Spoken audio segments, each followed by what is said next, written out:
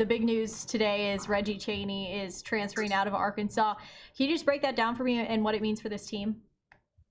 Well, I mean, I really am not surprised by this. Arkansas, if you look at Eric Musselman in now year two, he's going to work the transfer portal. He went out and got a couple of big men, if you want to call them, at least in Arkansas's philosophy, the way they play. Vance Jackson, who's a skilled 6'9" guy from New Mexico, grad transfer. And then this past week, Justin Smith, which pushed him over the scholarship number to 14, but a 6'7" forward out of Indiana. Both of those guys really appear to be pretty obvious that Musselman wants to move in a different direction in terms of experienced front court players for this upcoming season.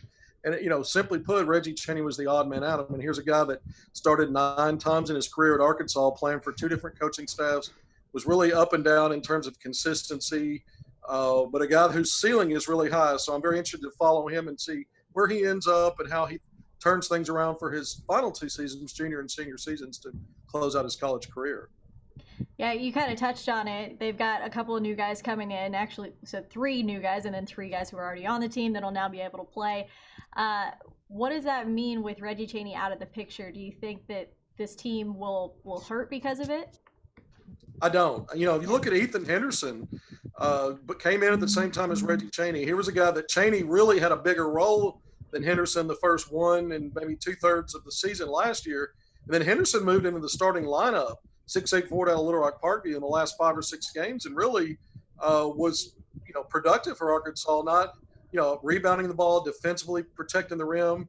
So he kind of took minutes away from Chaney. So he's still in the fold. He'll be a junior. You've got Connor Vanover, the 7'3" stretch 5, who obviously is a guy that's a matchup problem for opponents because of his ability to shoot the 3. But if you look at the skill level of a Connor Vanover, if you look at the 2 guys we just talked about, Vance Jackson and Justin Smith, they're a little more versatile.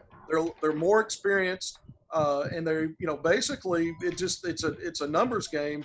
Musselman doesn't play a lot more than 7 or 8 guys as it is. So it was just one of those situations where Reggie Chaney was the one that was the piece that no longer fit in what Musselman's plans are for his team.